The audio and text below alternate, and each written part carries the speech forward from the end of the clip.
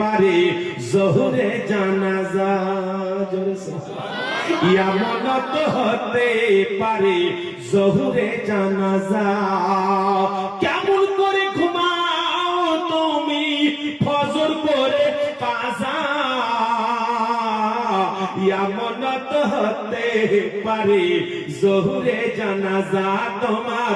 ইয়ামনত হতে পারে জোহরে জানাজা।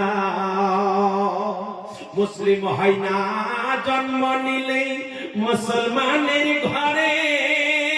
কাফের মুমিন তফাতটা হয় সালাতের উপরে, মানুষ নামাজের উপরে।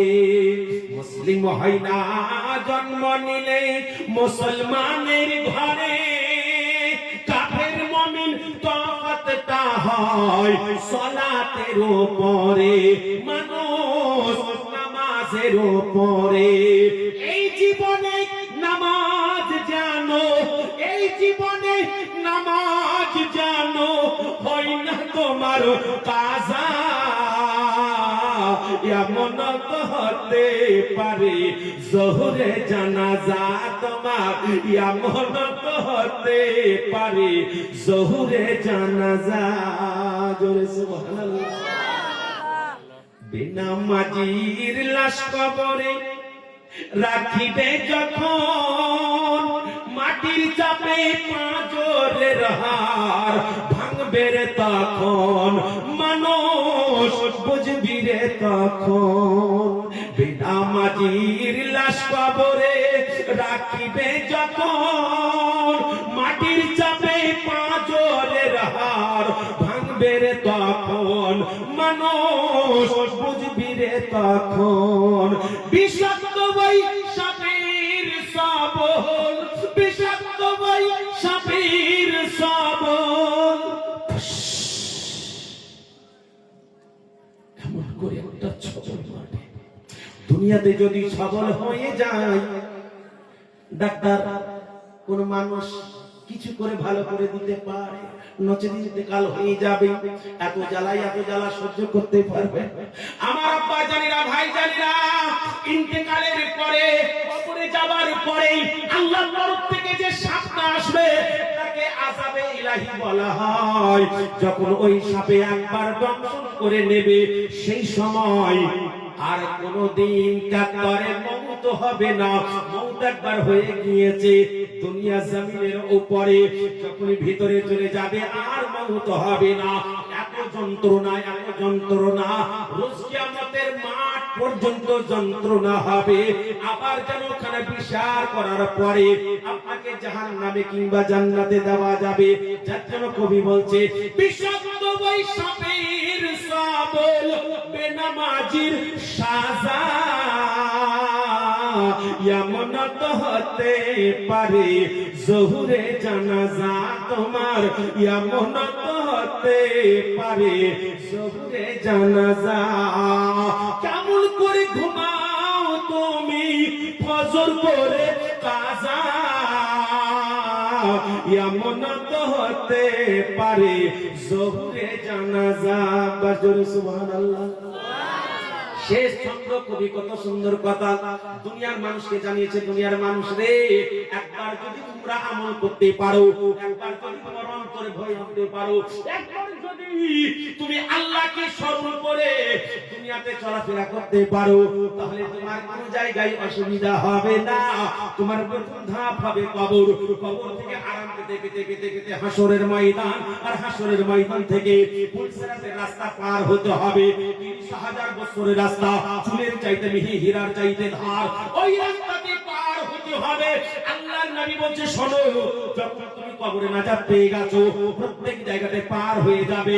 30,000 বছরের রাস্তা নিমিষের মধ্যে যেমন আকাশে মেঘ চমকে যায়, ওই রকম ভাবে চিরিক করে তোমাকে এপার থেকে ওপারে দেওয়া হবে, আর তুমি জান্নাতে চলে যাবে। জোরে বলুন সুবহানাল্লাহ। বেনামাজি পাবে না হাই নবীর শাফায়াত, দোজখ হবে শেষ ঠিকানা, আঘাত আর আঘাত। মা বোনেরা, যখন আপনারা তরকারি রান্না করেন, মাংস রান্না করেন, তখন আদা দেন, তাই তো?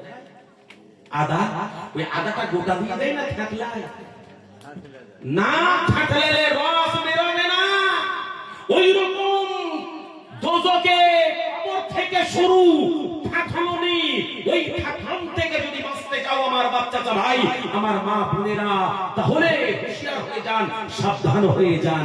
যার জন্য কবরবাসীর জন্য আমার নবী জানিয়ে দিচ্ছেন, বেনামাজি পাবে না হয় নবীর শাফায়াত, দোজখ হবে শেষ ঠিকানা, আঘাত আর আঘাত, মানুষ আঘাত আর আঘাত, হাসর মিজান পুলসিরাতে।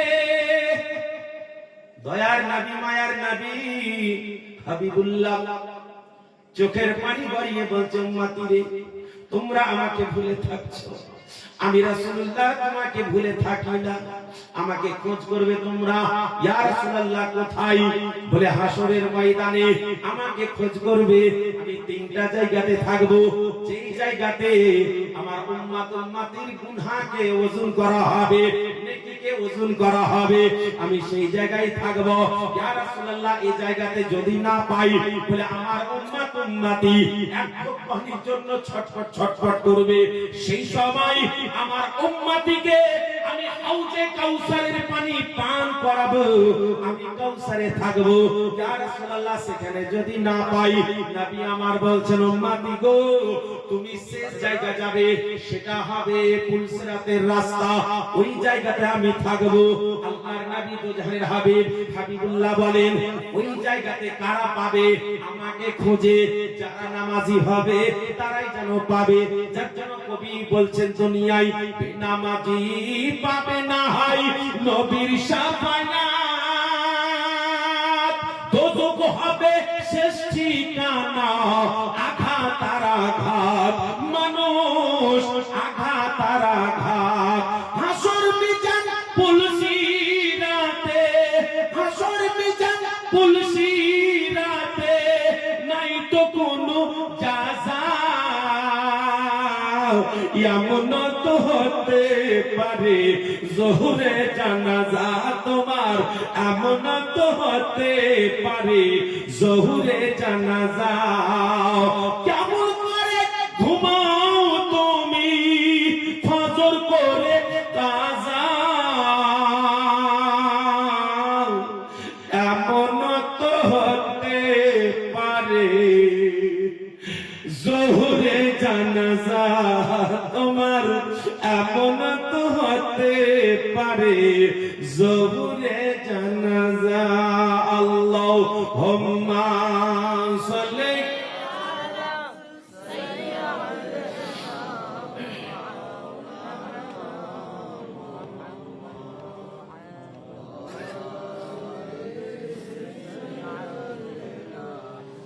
মাওলানা মুহাম্মদ সাল্লাল্লাহু তাআলা আলাইহি ওয়াসাল্লাম। আব্বা আমার, ভাইজান আমার, আল্লাহর নবী দুজাহানের হাবিব হাবিবুল্লাহ বলেন, আমার আহলে বাইতকে একটু স্মরণ করো। কে? আমার ফাতেমা, আমার আলী, আমার হাসান, আমার হুসাইন।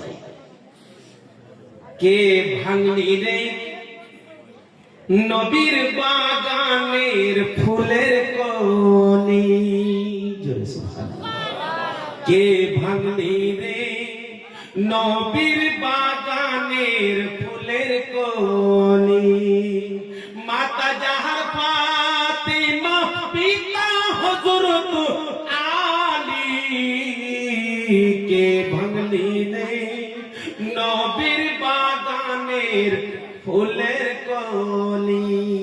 দেখো, এটাই সেই ঘটনা। তারপরে কিছু আলোচনা হবে বাবা এই জালসা সম্বন্ধে। দয়ার নবী মুস্তাফা হাবিবুল্লাহর বেটি ফাতেমাতুজ জাহরা হযরতে হাসানকে ডাকে কাছে এসে দাঁড়ালো, হযরতে হুসাইনকে ডাকে কাছে এসে দাঁড়ালো। আপনাদের বেটা বেটি দাঁড়াই, ঈদের যখন সময় হয় সেই সময়তে কাছে দাঁড়ায় মা, জামা পাবো না, কাপড় পাবো না, গেঞ্জি পাবো না, প্যান্ট পাবো না। হযরতে হাসান হযরতে হুসাইন রাদিয়াল্লাহু তাআলা আনহুমা দুজনেই যেন কাছে এসে দাঁড়ালো। আম্মা জান, কালকে সকালে ঈদের নামাজ হবে, এখন পর্যন্ত আমাদের জামা কাপড়ের ব্যবস্থা হলো না। মা গো মা, আমরা কি জামা কাপড় পাবো না? সুবহানাল্লাহ। কে বলছে? দু জাহানের বাদশার বেটির বেটা, তার নাম হাসান আর হুসাইন। এরা কে? আহা, একটু খালি লক্ষ্য করে, আমার বেটা জাবিরা এক রাত যাই ৮,০০০ ১০,০০০ টাকা নিয়ে আসি, আমার বেটার গরম দেখে কে? আমার বেটার গরম দেখে কে? ভাই ইনকাম করে ৫০,০০০ টাকা, বেটা গান ঠাকুরতি খেলে বেড়াচ্ছে, ইনকামের দিকে নাই কেন? বাপের তো মেলা। আমার আব্বা জানে না, ভাই জানে না, দোজাহানের বাদশা।